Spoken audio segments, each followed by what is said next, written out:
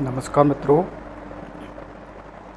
आज हमने जीके का नया टॉपिक लिया है जिसका नाम है राष्ट्रीय आंदोलन। आज हम राष्ट्रीय आंदोलन को पढ़ने वाले हैं जो कि 1885 से 1947 ईस्वी तक है। तो चलिए शुरुआत करते हैं।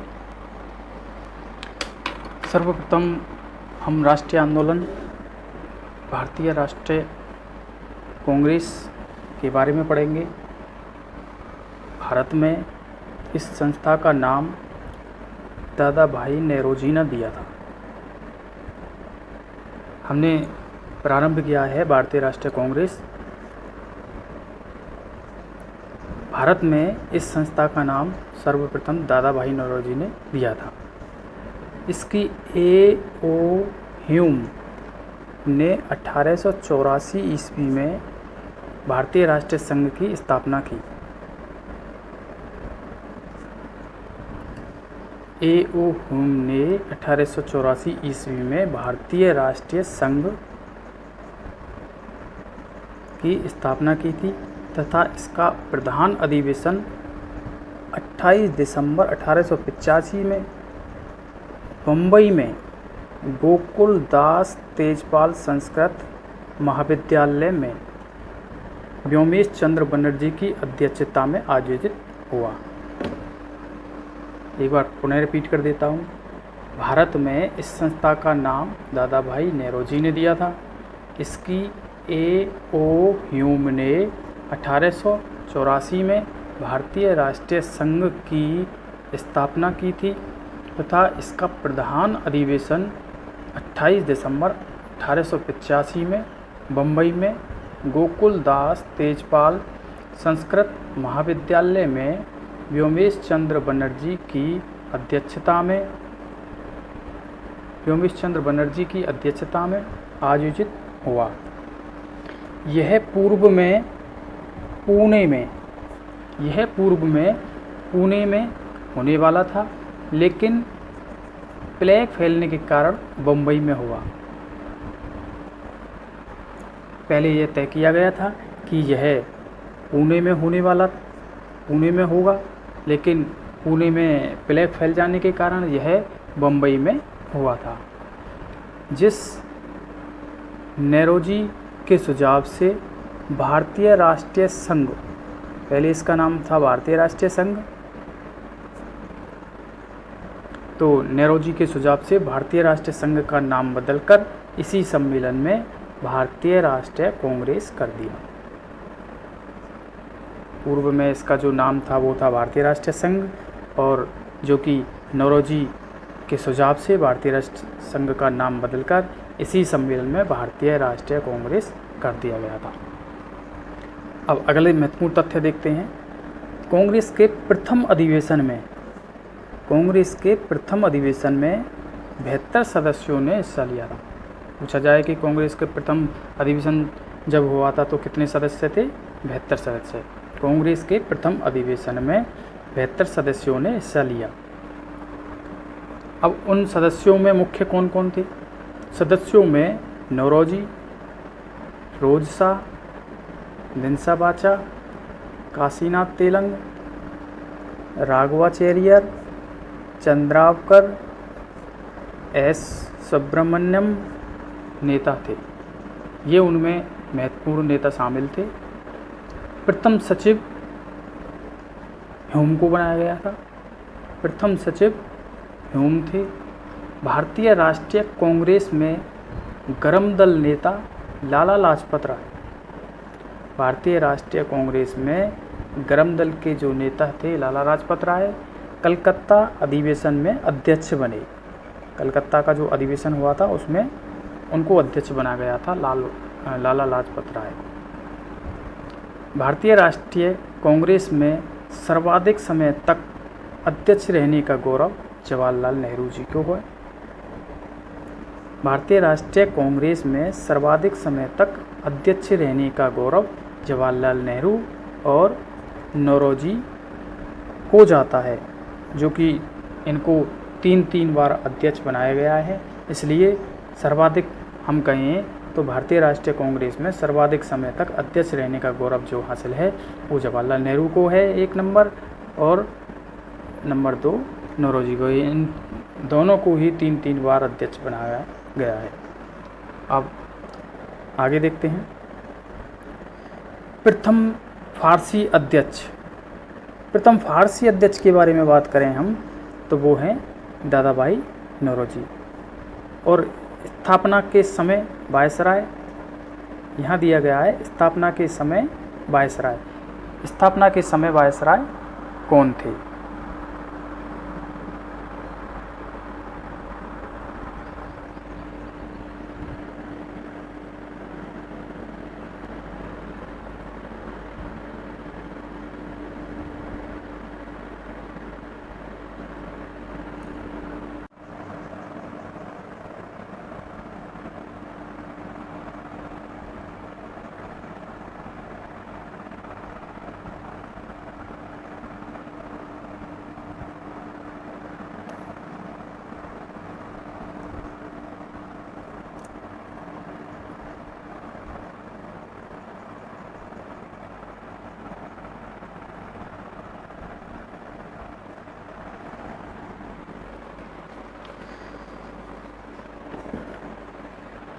प्रथम फारसी अध्यक्ष थे दादा भाई नौरोजी।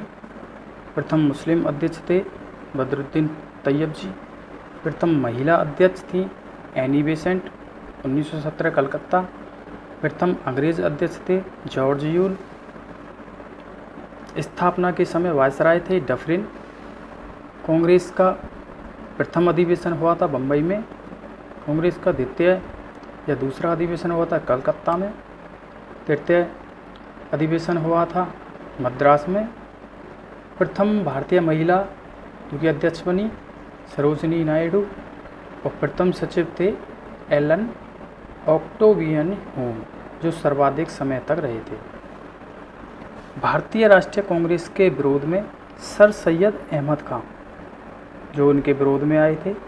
भारतीय राष्ट्रीय कांग्रेस के विरोध में सर सैयद अहमद खां ने 1888 में एंग्लो मुस्लिम डिफेंस एसोसिएशन का गठन किया था।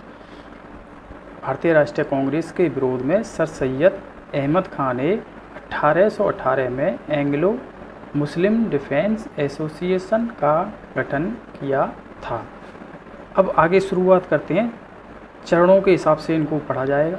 तो प्रथम चरण था जो कि 1885 से 1905 ईस्वी तक है, तो इसके बारे में पढ़ते हैं।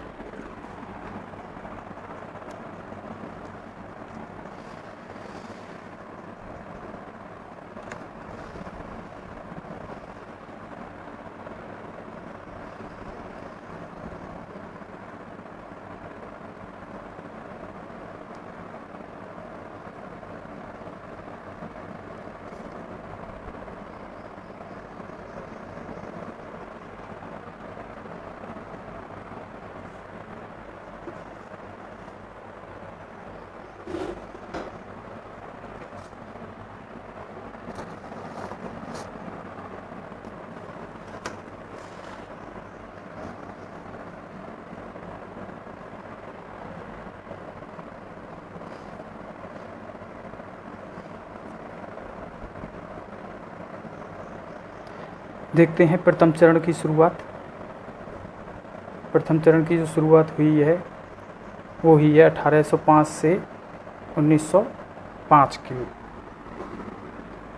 अब देखते हैं सर्वप्रथम उदारवादी युग। उदारवादी युग में नौरोजी, रानाडे, सुरेंद्रनाथ बनर्जी, नौरोजी, रानाडे, सुरेंद्रनाथ बनर्जी, नरेश बाचा इत्यादि व्यक्ति थे। अंग्रेजी राज को इन्होंने ईश्वर की अनन्य कृपा माना। अंग्रेजी राज को इन्होंने ईश्वर की अनन्य कृपा माना है।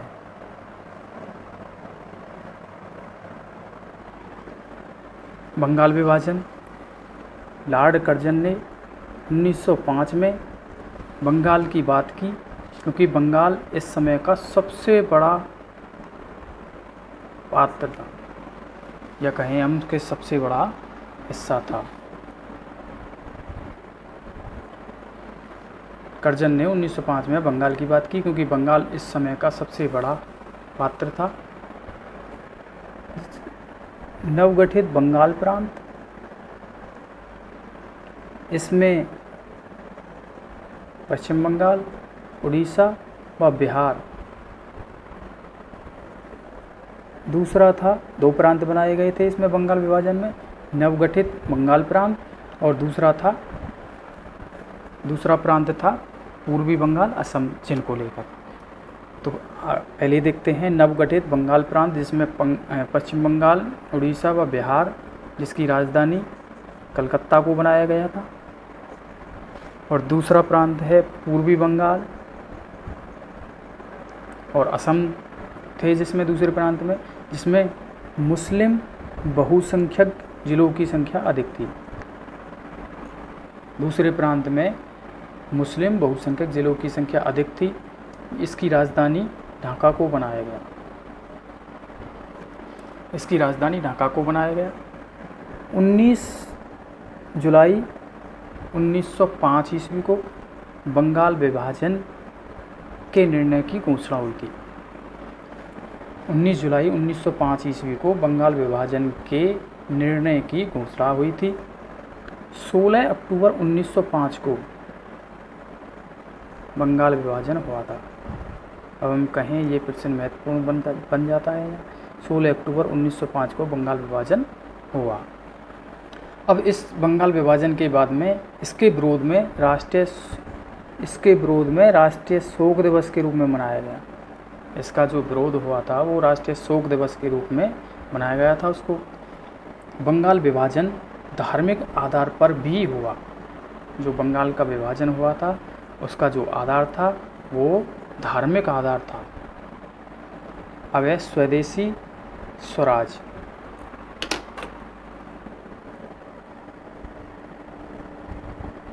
स्वदेशी स्वराज 1905 व 1906, इसमें लाला लाजपत राय, बाल गंगाधर तिलक, बिपिन चंद्रपाल व अरविंद घोष के प्रयासों से स्वदेशी व स्वराज्य की मांग की थी। 1905 में बनारस अधिवेशन में गोखले की अध्यक्षता में कांग्रेस ने स्वदेशी की मांग की थी। अध्यक्षता थी गोखले की। 1906 में कलकत्ता अधिवेशन दादा भाई नौरोजी की अध्यक्षता में कांग्रेस ने स्वराज्य की मांग की थी। दोनों को ध्यान रखना है। 1905 में बनारस अधिवेशन में गोखले की अध्यक्षता में स्वदेशी की मांग की गई थी और 1906 में कलकत्ता अधिवेशन में दादा भाई नौरोजी की अध्यक्षता में कांग्रेस ने स्वराज्य की मांग की थी। 1911 में बंगाल विभाजन लॉर्ड हार्डिंग द्वारा रद्द कर दिया गया था। जो बंगाल विभाजन हुआ था वो 1911 में लॉर्ड हार्डिंग द्वारा रद्द किया गया। तो ये था इसका प्रथम चरण। अब है इसका द्वितीय चरण। जो प्रथम चरण हमने पढ़ा था 1885 से 1905, राष्ट्रीय आंदोलन 1885 से पूरा 1947 ईस्वी तक हुआ था और प्रथम चरण में हमने 1885 से 1905 ईस्वी तक का पढ़ लिया। अब दूसरा चरण है 1906 से 1919। अब दूसरे चरण को पढ़ते हैं। दूसरे चरण में उग्रवादी या नव राष्ट्रवाद का उदय हुआ था, या कहें हम उग्रवादी या नव राष्ट्रवाद का युग। लाल बाल पाल व अरविंद घोष प्रमुख थे। 22 जून 1897 ईस्वी को दामोदर एवं बाल कृष्ण चापेकर ने प्लेग कमिश्नर रेड की हत्या कर दी। 22 जून 1997 ईस्वी को दामोदर एवं बाल कृष्णन चापेकर ने प्लेग कमिश्नर रेड की हत्या कर दी। इन क्रांतिकारी घटनाओं का जिम्मेदार मानते हुए तिलक, बाल गंगाधर तिलक को 1908 में राजद्रोह के अपराध में 6 वर्ष का कठोर कारावास दिया गया। यानी कि रेड की जो हत्या हुई, इस हत्या के जिम्मेदार इनको माना गया और तिलक को 1908 में राजद्रोह के अपराध में 6 वर्ष का कठोर कारावास दिया गया। मांडले जेल में रहते हुए गीता रहस्य की इन्होंने रचना की थी। तिलक ने मांडले जेल में रहते हुए गीता रहस्य की रचना की, जिसमें आर्यों का मूल निवास स्थान अंटार्कटिक उत्तरी ध्रुव को माना है। तिलक ने 1893 में गणेश महोत्सव और 1895 में शिवाजी की शुरुआत की। ये 2 महोत्सव हैं, इनकी तिलक ने शुरुआत की थी। 1893 में गणेश महोत्सव और 1895 में शिवाजी महोत्सव की शुरुआत की थी। अब आगे देखते हैं, आगे दूसरे चरण में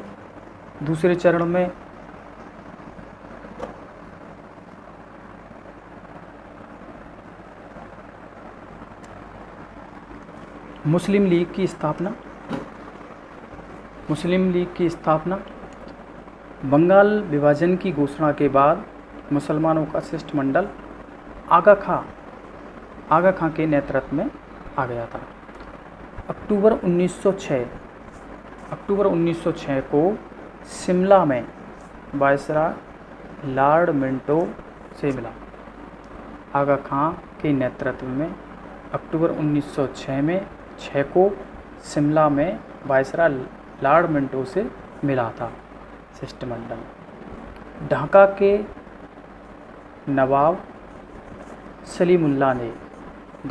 नवाब थे सलीमुल्लाह, जिन्होंने 30 दिसंबर 1906 को ढाका में एक बैठक में अखिल भारतीय मुस्लिम लीग की स्थापना की घोषणा की थी। ढाका के नवाब सलीमुल्लाह ने 30 दिसंबर 1906 को ढाका में एक बैठक में अखिल भारतीय मुस्लिम लीग की स्थापना की घोषणा की थी। अगला पॉइंट है सलीमुल्लाह मुस्लिम लीग के संस्थापक अध्यक्ष तथा बकार उल मुल्क मुश्ताक हुसैन इसके प्रथम अध्यक्ष थे और 1908 में आगा खां इसके स्थायी अध्यक्ष थे। मुस्लिम लीग के 1908 में अमृतसर अधिवेशन में मुसलमानों के लिए पृथक निर्वाचन मंडल की मांग की गई थी। मुस्लिम लीग के 1908 में अमृतसर अधिवेशन में मुसलमानों के लिए पृथक निर्वाचन मंडल की मांग की गई थी। फिर उसके बाद आता है मार्ले मिंटो सुधार 1909। मार्ले मिंटो सुधार 1909, इसके बारे में पढ़ते हैं। उद्देश्य कांग्रेस के उदारवादी नेताओं को खुश करना। इसका जो उद्देश्य था वो था कांग्रेस के उदारवादी नेताओं को खुश करना व राष्ट्रवाद के उगते पौधे को नष्ट करना था। मुसलमानों को पृथक सांप्रदायिक निर्वाचन दिया गया। मार्ले मिंटो सुधार 1909 में मुसलमानों को पृथक सांप्रदायिक निर्वाचन दिया गया था, जिसने भारत में सांप्रदायिकता और भावी विभाजन के बीज बो दिए थे। पृथक सांप्रदायिक निर्वाचन। नेक्स्ट पॉइंट है मार्ले ने मिंटो को एक पत्र में पृथक निर्वाचन के बारे में लिखा कि हम नागदंत बो रहे हैं जिसकी फसल बड़ी कड़वी होगी। फिर उसके बाद में आता है अगला दिल्ली दरबार 1911। मार्ले मिंटो हो गया 1909, फिर दिल्ली दरबार 1911। ब्रिटिश सम्राट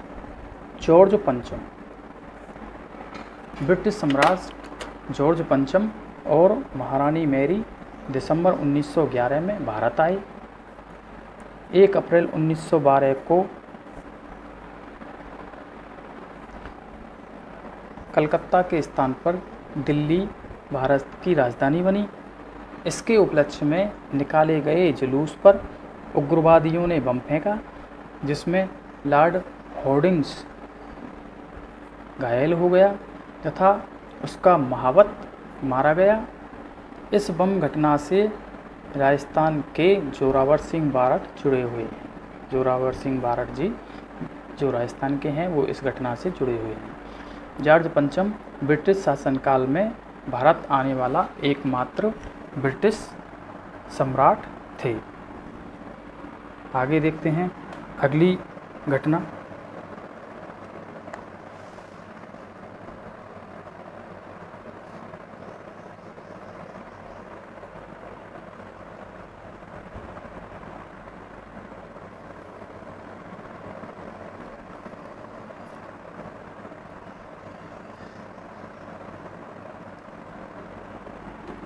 अगली घटना है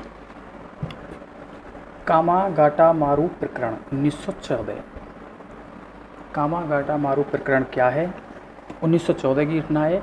कनाडा में गुरदीत सिंह भारतीय मूल के सिंगापुर के व्यापारी ने एक व्यापारी थे ये।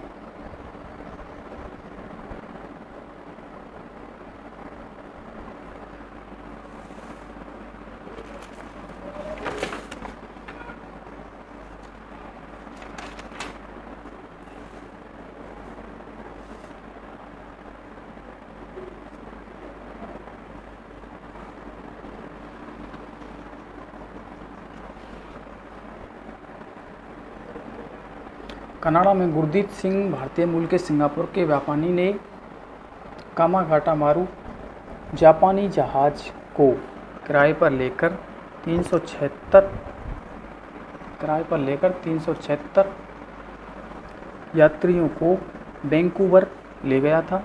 उसी समय प्रथम विश्व युद्ध छिड़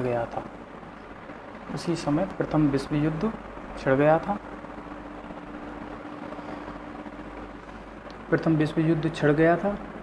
कनाडा सरकार ने इन्हें अपने यहाँ उतरने से मना कर दिया और इनको वापस कलकत्ता बंदरगाह पर इसे अंग्रेज़ ने अपने अधिकार में ले लिया। यात्री अंग्रेज सरकार से झगड़ बैठे। अनेक यात्रियों की वहाँ मृत्यु हो गई और यह घटना जो हुई थी वो स्थान का नाम है बजबज स्थान पर हुई थी यह घटना। फिर उसके बाद में होम रूल आंदोलन प्रारंभ होता है 1914। वही 1914 की घटना है जो कामागाटा मारू प्रकरण हुआ था। होम रूल आंदोलन 1914 जून 1914 में तिलक 6 वर्ष की सज़ा के बाद मांडले से भारत आई, जो कि मांडले जेल में थे। वो मांडले की जेल से भारत आई। एनी बेसेंट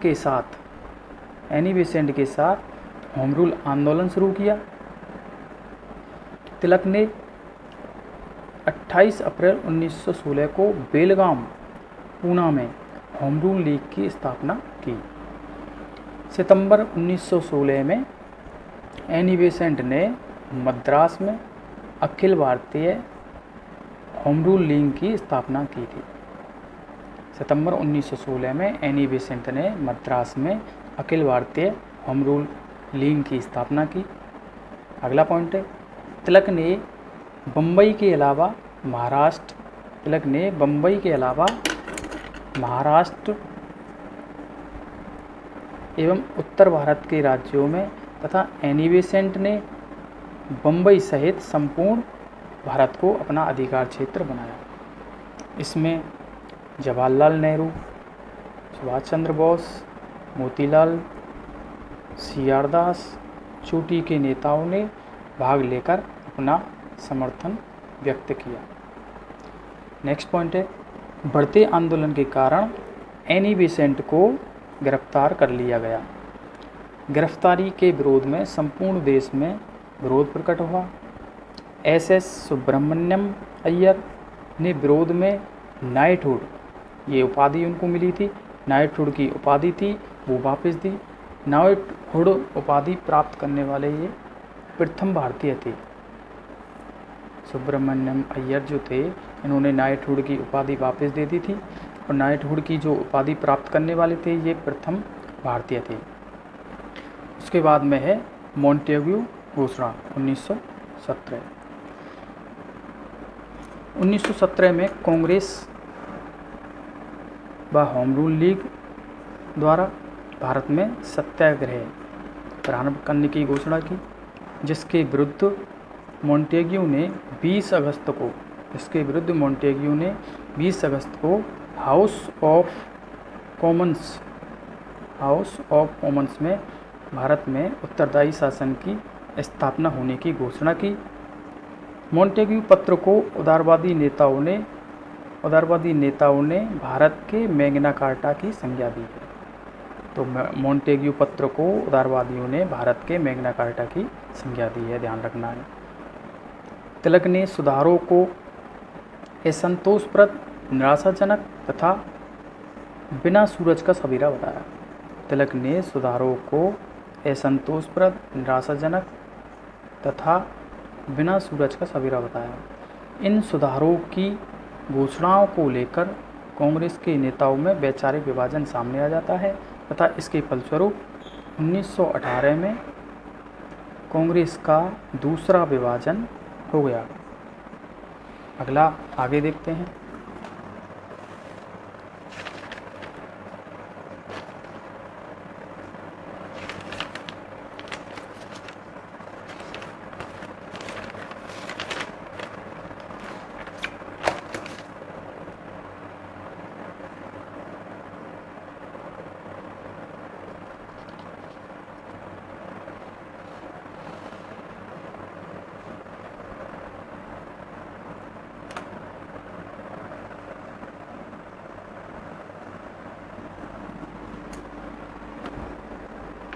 आगे है भारत सरकार अधिनियम 1919।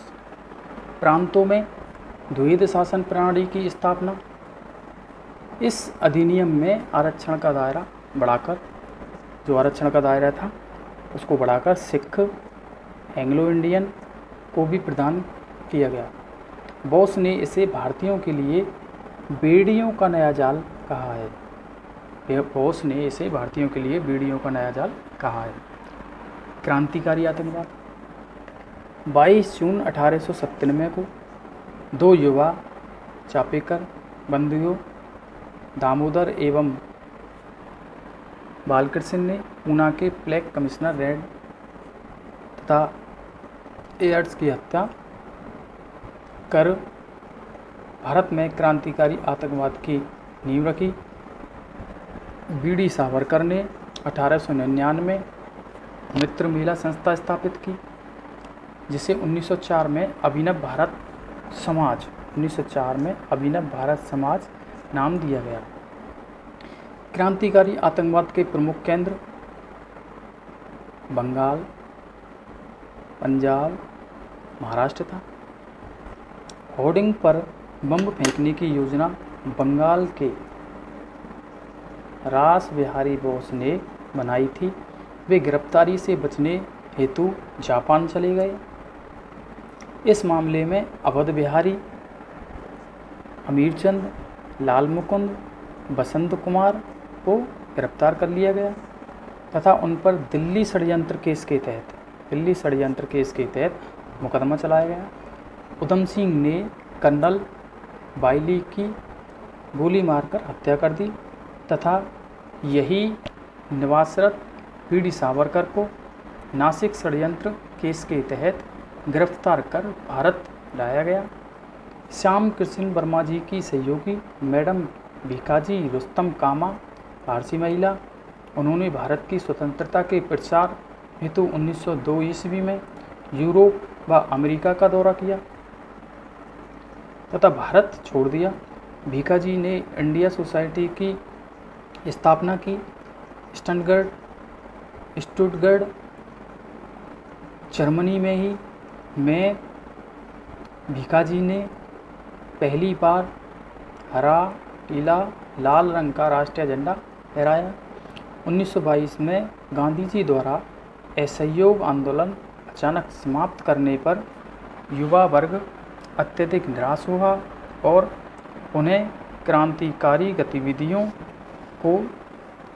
की सक्रिय हो गई, यानी कि क्रांतिकारी गतिविधियां जो थीं वो सक्रिय हो गई। गांधी जी का युग प्रारंभ हो जाता है। आंदोलन हुए थे, जिन्होंने आंदोलन किए थे चंपारण बिहार में 1917 में किया था, जिसमें नील की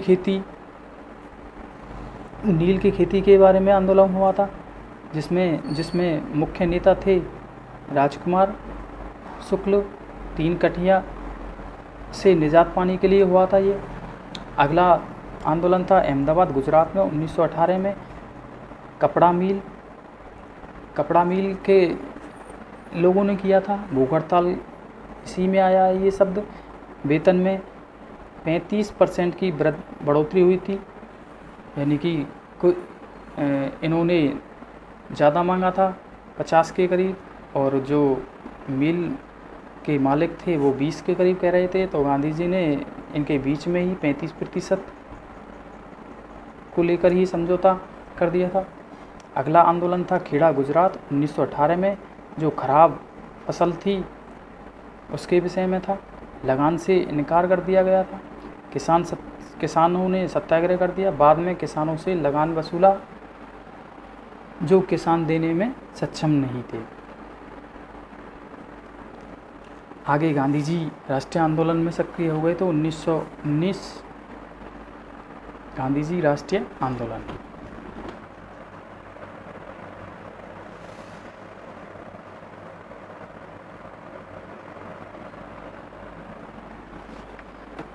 गांधी जी राष्ट्रीय आंदोलन 1919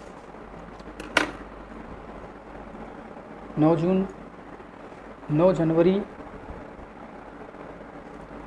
जनवरी 1915 को दक्षिण अफ्रीका से वापस भारत आए। केसरे हिंद की उपाधि ली। प्रथम युद्ध में इनको ये उपाधि प्राप्त हुई थी। इन्हें भर्ती करने वाला सार्जेंट भी कहा गया था। 1915 में अहमदाबाद गुजरात साबरमती नदी के किनारे सत्याग्रह आश्रम की स्थापना की। 1918 के खेड़ा सत्याग्रह को हार्डिमन ने भारत का पहला वास्तविक किसान सत्याग्रह कहा था। क्रांतिकारी गतिविधियों को कुचलने हेतु सरकार ने 1917 में न्यायाधीश सिडनी रॉलेट की अध्यक्षता में आतंकवाद को कुचलने हेतु एक समिति नियुक्त की, जिसने 1919 में रॉलेट एक्ट पास किया। रॉलेट एक्ट के तहत अंग्रेज सरकार बिना मुकदमा चलाए किसी भी व्यक्ति को जेल में रख सकती थी। रॉलेट एक्ट को बिना वकील, बिना अपील, बिना दलील का कानून कहा गया। काला कानून की भी संज्ञा दी गई। और उसके बाद में आता है जलियांवाला हत्याकांड 1919। पंजाब में रॉलेट एक्ट का विरोध करने वाले 2 स्थानीय कांग्रेसी नेता सत्यपाल और सैफुद्दीन किचलू को 9 अप्रैल को गिरफ्तार किया गया, जिसके विरोध में 10 अप्रैल को रैली निकाली गई, जिस पर गोलीबारी में कुछ आंदोलनकारी मारे गए। इसी गिरफ्तारी के विरोध में 13 अप्रैल 1919 को बैसाखी के दिन अमृतसर के जलियांवाला बाग में एक सभा बुलाई गई, जिस पर पंजाब के lieutenant governor Michael O'Dwyer ने भीड़ पर गोलीबारी करवा दी। 1000 से ज़्यादा लोग मारे गए। इस घटना के बाद पूरे भारत में अंग्रेज़ों के विरुद्ध प्रदर्शन एवं रोष उत्पन्न हो गया। इस हत्याकांड की जांच हेतु कांग्रेस ने मोतीलाल नेहरू की अध्यक्षता में एक कमेटी गठित की, जिसकी रिपोर्ट के अनुसार जनरल डायर को दोषी माना गया।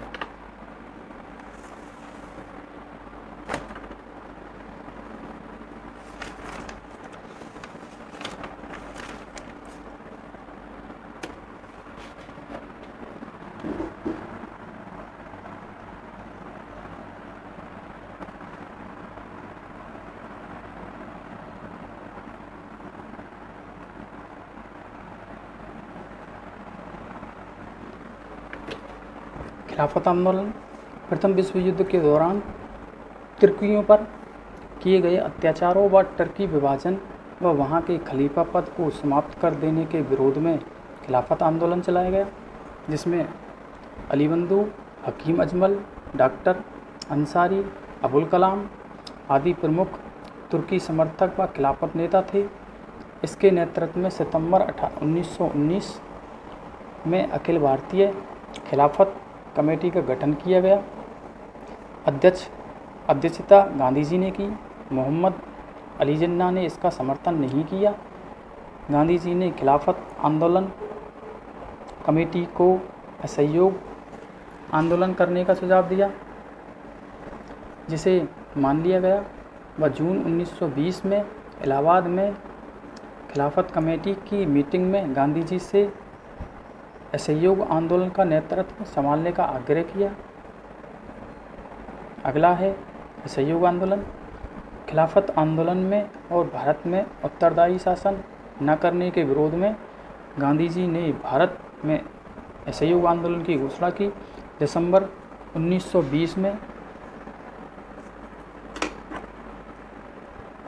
1920 में कलकत्ता के विशेष अधिवेशन में असहयोग आंदोलन के प्रस्ताव की पुष्टि की गई। यह अगस्त 1920 से शुरू किया गया। इसी दिन प्रातःकाल तिलक का देहांत हो गया। विदेशी कपड़ों का बहिष्कार, स्वदेशी अपनाओ। इसी दौरान राष्ट्रीय स्कूल एवं कॉलेज की स्थापना की गई। 17 नवंबर 1921 में प्रिंस ऑफ वेल्स के भारत आगमन के दिन पूरे देश में हड़ताल हुई। दिसंबर 1921 में कांग्रेस के अहमदाबाद अधिवेशन में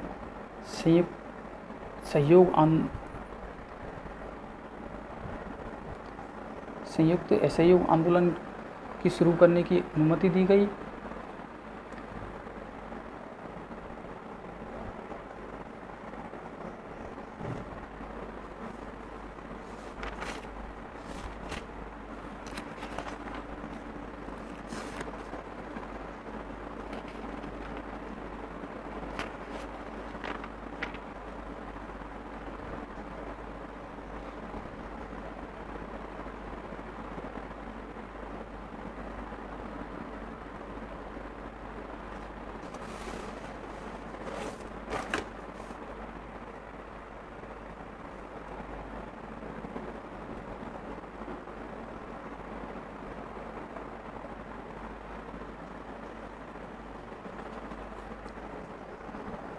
दिसंबर 1921 में कांग्रेस के अहमदाबाद अधिवेशन में सविनय अवज्ञा आंदोलन के शुरू करने की अनुमति दी गई। 5 फरवरी 1922 में चोरी चोरा गोरखपुर यूपी हिंसक भीड़ में पुलिस थाने को जला दिया गया। 22 पुलिसकर्मी मारे गए। हिंसक घटना के कारण असहयोग आंदोलन को स्थगित करने की घोषणा कर दी। 12 फरवरी 1922 को यह आंदोलन गांधी जी द्वारा वापस ले लिया गया। फिर उसके बाद है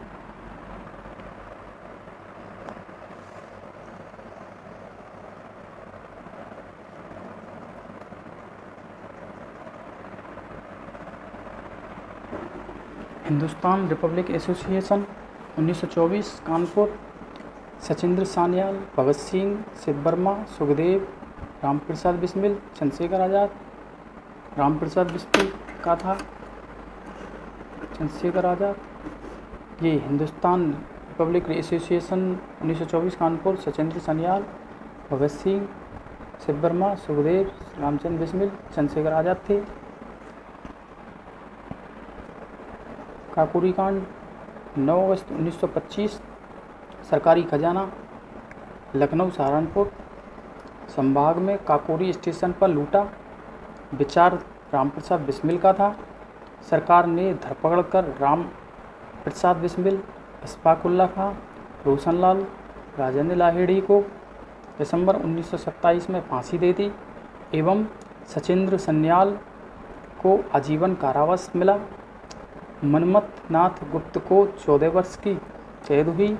इसमें शामिल चंद्रशेखर आज़ाद पुलिस मुठभेड़ में 23 फरवरी 1931 को अहमदाबाद के अल्फ्रेड पार्क में शहीद हो गए। फिर है साइमन कमीशन 1927।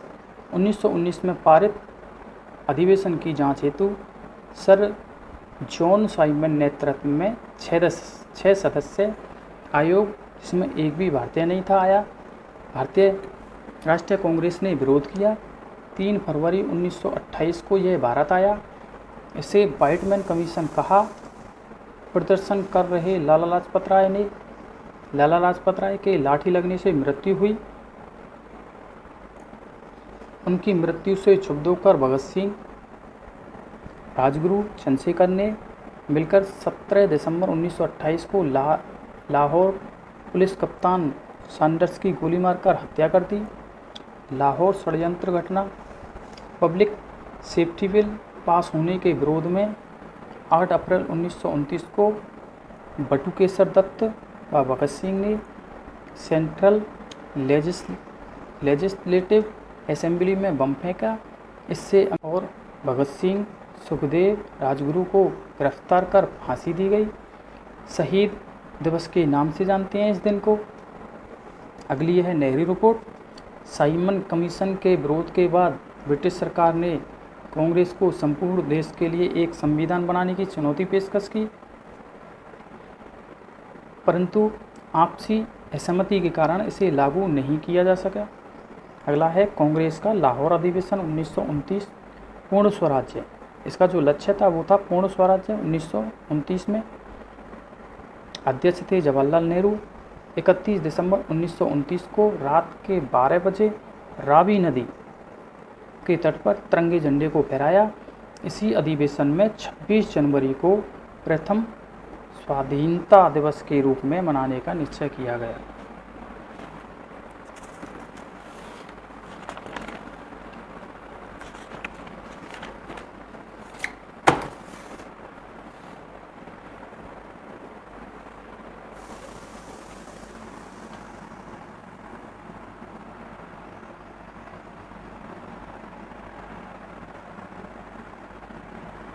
अब आगे है सविनय अवज्ञा आंदोलन। जनवरी 1930 में गांधी जी ने सूत्री प्रस्ताव रखा पर कोई जवाब नहीं मिला। उद्देश्य नमक कानून तोड़ना, क्योंकि अंग्रेजी सरकार ने उस समय नमक पर कर लगा दिया था। गांधी जी ने इरविन को पत्र लिखा, मैंने रोटी मांगी थी, मुझे पत्थर मिला, इंतज़ार की घड़ियां समाप्त हुई। 12 मार्च 1930 को गांधी जी ने अहमदाबाद गुजरात में स्थित साबरमती आश्रम से 78 आश्रमवासियों के साथ दांडी यात्रा प्रारंभ की। 6 अप्रैल 1930 24 दिन के लिए को समुद्र तट पर नमक बनाकर कानून तोड़ा। दक्षिण में नमक सत्याग्रह का नेतृत्व सी राजगोपालाचारी ने किया। इस घटना के बाद सविनय अवज्ञा आंदोलन की शुरुआत हुई।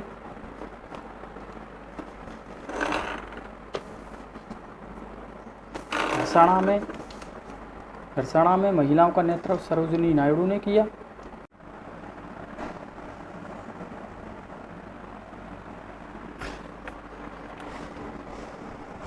प्रथम गोलमेज सम्मेलन 1930-31 12 नवंबर 1930 से लेके 2 जनवरी 1931 लंदन में। ब्रिटिश प्रधानमंत्री मैकडोनाल्ड अध्यक्ष।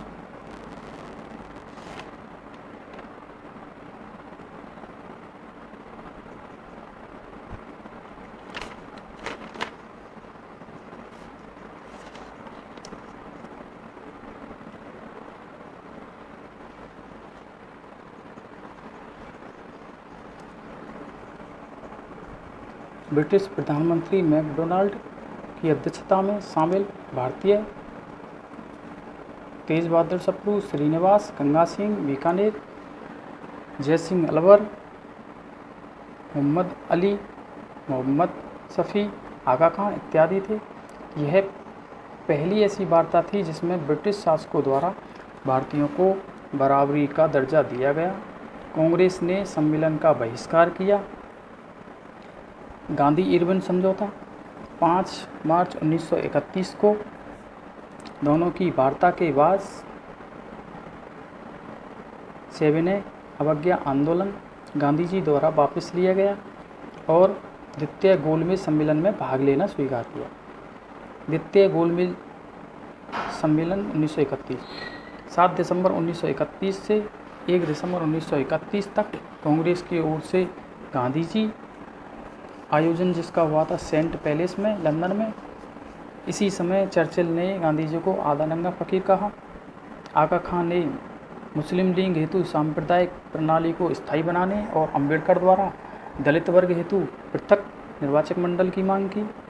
सांप्रदायिक पंचाट 16 अगस्त 1932 मैकडोनाल्ड प्रथम मंत्री ने पृथक निर्वाचन पद्धति न केवल मुसलमान अपितु दलित वर्ग पर भी लागू कर दिया गया। इसके विरोध में गांधी जी ने यरवदा जेल में ही, पुणे महाराष्ट्र में है जो, में ही 20 सितंबर 1932 को आमरण अनशन शुरू किया।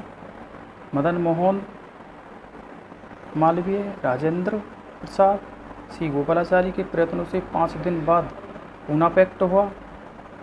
पूना पैक्ट 26 सितंबर 1932 गांधी व अंबेडकर के मध्य था। हिंदुओं के आवंटित सीटों में से दलितों हेतु 148 सीटें आरक्षित की। पूना पैक्ट भारत में आरक्षण का आधार बना। तृतीय गोलमेज सम्मेलन 1932 17 सितंबर 1932 से 24 दिसंबर 1932 केवल राजभक्त और सांप्रदायिकवादियों ने ही भाग लिया था। कांग्रेस ने अपनी ओर से कोई प्रतिनिधि नहीं भेजा। तीनों गोलमेज सम्मेलन के आधार पर ब्रिटिश सरकार ने मार्च 1933 में एक श्वेत पत्र प्रकाशित किया, जिसके आधार पर भारत सरकार अधिनियम 1935 पारित किया गया। भारत सरकार अधिनियम 1935।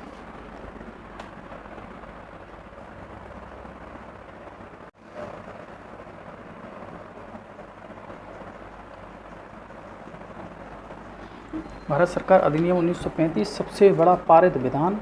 अंतिम अधिवेशन। प्रांतों में द्वैत शासन समाप्त कर केंद्र में द्वैत शासन की स्थापना की। एक संघीय संघ बनाने का सुझाव दिया। रिजर्व बैंक की स्थापना। सभी राजनीतिक दलों ने विरोध किया। जवाहरलाल नेहरू ने दास्ता का नया चार्टर कहा और कहा, हमें ऐसी कार दे दी है जिसकी ब्रेक तो ठीक है परंतु इंजन कोई भी नहीं है।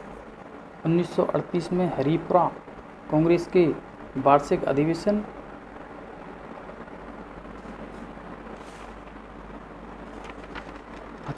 अध्यक्षता की थी सुभाष चंद्र बोस ने। 1939 त्रिपुरी अधिवेशन। उन्हें अध्यक्ष चुने गए। बोस ने गांधी जी के समर्थित पट्टाभी सीतारामैया को हराया। गांधी जी से वैचारिक दूरी होने के कारण बोस ने अध्यक्ष पद से इस्तीफा दिया। अध्यक्ष राजेंद्र प्रसाद को बनाया गया। 3 मई 1939 को सुभाष चंद्र बोस ने फॉरवर्ड ब्लॉक की स्थापना की। 26 अक्टूबर 1939 लिनलिथगो ने भारतीय विधानमंडल की सहमति बिना ही भारत को द्वितीय विश्व युद्ध में शामिल कर दिया, जिससे 15 नवंबर 1939 को सभी प्रांतीय कांग्रेस मंत्रिमंडलों ने इस्तीफा दे दिया और नारा दिया, ना कोई भाई ना कोई पाई। कांग्रेसी सरकारों के इस्तीफा देने पर मुस्लिम लीग एवं भीमराव अंबेडकर ने 22 दिसंबर 1939 को मुक्ति दिवस के रूप में मनाया।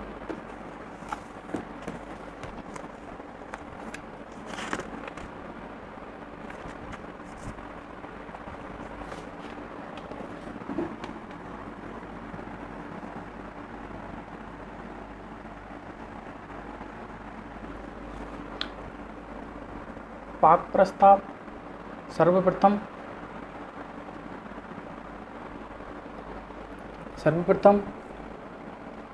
पृथक मुस्लिम राष्ट्र की बात इकबाल द्वारा 1930 में मुस्लिम लीग के इलाहाबाद अधिवेशन में कही गई। 22 मार्च 1940 को मुस्लिम लीग का लाहौर अधिवेशन पृथक पाक का प्रस्ताव पारित किया गया। अध्यक्ष थे अली जिन्ना। Cripps mission 1942। द्वितीय विश्व युद्ध के दौरान मित्र राष्ट्रों ने ब्रिटिश प्रधानमंत्री चर्चिल पर दबाव डाला कि भारतीयों को युद्ध में सहयोग प्राप्त करने के लिए बातचीत करें। स्टीफन क्रिप्स के नेतृत्व में एक मिशन भारत भेजा। इस मिशन का प्रमुख प्रस्ताव द्वितीय विश्व युद्ध के बाद भारत में एक निर्वाचित संविधान सभा का गठन किया जाएगा, जिसमें भारतीय रियासतों को प्रतिनिधि भी शामिल होंगे, लेकिन कांग्रेस ने इसको अस्वीकार कर दिया। गांधी जी ने इसे दिवालिया बैंक के नाम से जारी किया गया चेक की संज्ञा दी, post dated cheque. Jawaharlal Nehru जोर दिया कि अब टूटने के कगार पर है। भारत छोड़ो आंदोलन अगस्त 1942। क्रिप्स प्रस्ताव की विफलता के बाद कांग्रेस कार्यसमिति ने भारत छोड़ो आंदोलन का प्रस्ताव जुलाई 1942 में वर्धा में पारित किया।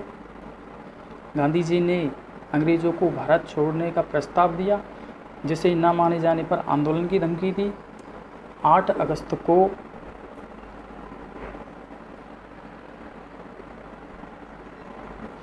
अगस्त को आंदोलन आरंभ करते हुए गांधी जी ने भारतीयों को करो या मरो का नारा दिया। 8-9 अगस्त को कांग्रेस के सभी नेताओं को गिरफ्तार कर लिया। सक्रिय नेता सुचेता कृपलानी, राम मनोहर लोहिया, रामानंद मिश्र, जयप्रकाश नारायण, अरुणा आसापल्ली, MM जोशी, अच्युत पटवर्धन, BK मजूमदार इत्यादि थे। भारत छोड़ो आंदोलन देश को स्वतंत्र करने के लिहाज से किया गया अंतिम आंदोलन था, जिसमें छात्रों, किसानों एवं मजदूरों की जमकर हिस्सेदारी रही। कम्युनिस्टों एवं मुस्लिम लीग ने इस आंदोलन का विरोध किया, परंतु हिंदू सभा ने 31 अगस्त 1942 के अपने प्रस्ताव में पूर्ण स्वतंत्रता एवं राष्ट्रीय सरकार की मांग की। तेज बहादुर सप्रू जैसे उदारवादी एवं अंबेडकर जैसे हरिजन नेताओं ने भी भारत छोड़ो आंदोलन का विरोध किया।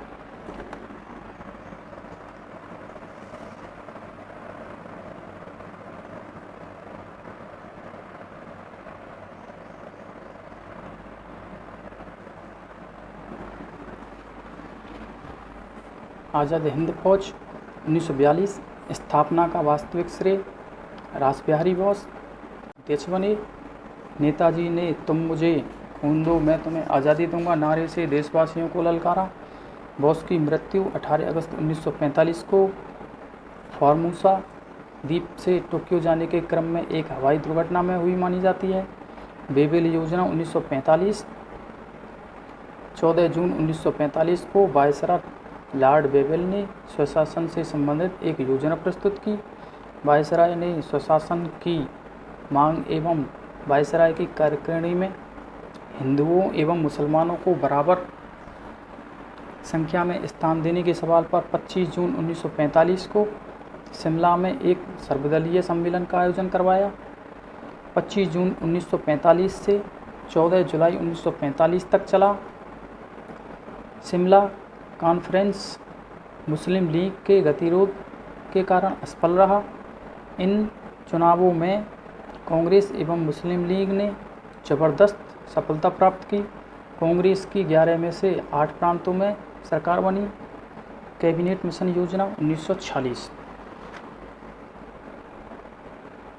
15 मार्च 1940 को ब्रिटिश प्रधानमंत्री क्लीमेंट एटली द्वारा की गई घोषणा में भारतीयों के आत्म निर्णय के अधिकार एवं संविधान निर्माण की बात मान ली गई। 24 मार्च 1940 को पैट्रिक लॉरेंस, स्टेफर्ड क्रिप्स एवं AB अलेक्जेंडर की सदस्यता वाला कैबिनेट मिशन दिल्ली पहुंचा तथा 16 मई 1946 ईस्वी अपनी योजना प्रस्तुत की। इस योजना में एक संविधान सभा के गठन का प्रावधान था। कई दोष होने के बावजूद कांग्रेस एवं मुस्लिम लीग ने इसे स्वीकार कर लिया। प्रत्यक्ष कार्रवाई दिवस 1940। मुस्लिम लीग ने 16 अगस्त 1940 को प्रत्यक्ष कार्रवाई दिवस घोषित किया। उपयुक्त घोषणा से यूनाइटेड प्रोविंस, बंगाल, पंजाब, सिंध व पश्चिमोत्तर सीमा प्रांतों में दंगे हुए। अंतरिम सरकार 1940। 2 सितंबर 1940 को कैबिनेट मिशन योजना के अनुसार जवाहरलाल नेहरू के नेतृत्व में अंतरिम सरकार का गठन किया गया। पाक की मांग पूरी न होने के कारण मुस्लिम लीग ने आरंभ में मंत्रिमंडल का बहिष्कार किया, परंतु बाद में मुस्लिम लीग इसमें शामिल हुई, परंतु उसने संविधान सभा का बहिष्कार किया।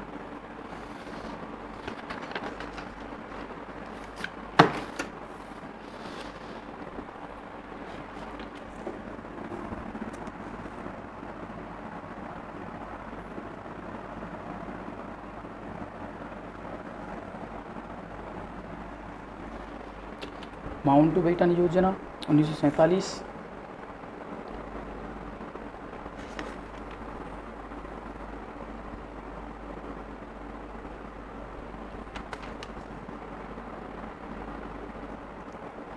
मार्च 1947 को लॉर्ड माउंटबेटन भारत आया। माउंटबेटन निर्धारित हुआ कि ब्रिटिश सरकार भारत की सत्ता भारतीयों के हाथ में 15 अगस्त 1947 को देगी।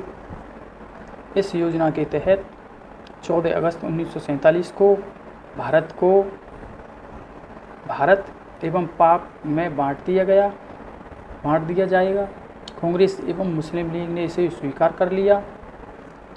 स्वतंत्रता की प्राप्ति 4 जुलाई 1947 को ब्रिटिश संसद ने 15 अगस्त 1947 को भारत को आज़ाद करने के उद्देश्य से इंडियन इंडिपेंडेंस एक्ट 1947 पारित किया। इसके तहत 14 अगस्त 1947 को पाक को एवं 15 अगस्त 1947 को भारत को आज़ादी मिली। राष्ट्रीय आंदोलन या राष्ट्रीय स्वतंत्रता से संबंधित कुछ अन्य महत्वपूर्ण तथ्य हैं। कांग्रेस द्वारा जलियांवाला बाग हत्याकांड की जांच हेतु मदन मोहन मालवीय की अध्यक्षता में एक आयोग का गठन किया गया। असहयोग आंदोलन में गिरफ्तार होने वाला पहला नेता मोहम्मद अली था। गढ़वाल राइफल के जवानों में सविनय अवज्ञा आंदोलन के दौरान पठान सत्याग्रहियों पर गोली चलाने से इनकार किया। 17 अक्टूबर 1940 को पवनार में गांधी जी ने व्यक्तिगत सत्याग्रह की शुरुआत की। घनश्यामदास बिरला गांधी द्वारा स्थापित हरिजन सेवक संघ के अध्यक्ष थे। 1925 एवं 1930 में 2 बार गांधी ने कांग्रेस छोड़ी।